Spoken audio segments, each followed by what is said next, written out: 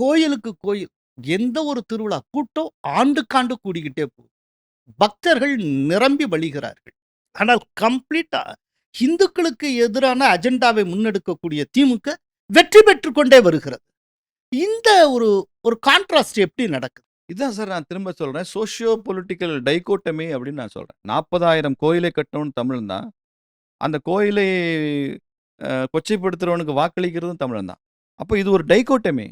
இந்த இந்த அரசியலுக்கும் இந்த ஆன்மீக உணர்வுக்கும் ஒரு தொடர்பு இருக்கு அப்படின்றது இவனுக்கு தெரியல. இந்த கான்சியஸ்னஸ் இன்னும் வரல.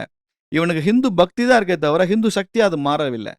அதை மாற்றுகிற வேலையை தான் நாம செஞ்சுக்கிட்டு இருக்கோம். என்னைக்கு இந்து பக்தி இந்து சக்தியா மாறுதோ அடுத்த நாள் ஸ்டாலின் பாத யாத்திரை போவாரு. கனிமொழி அக்கா காவடி எடுப்பாங்க.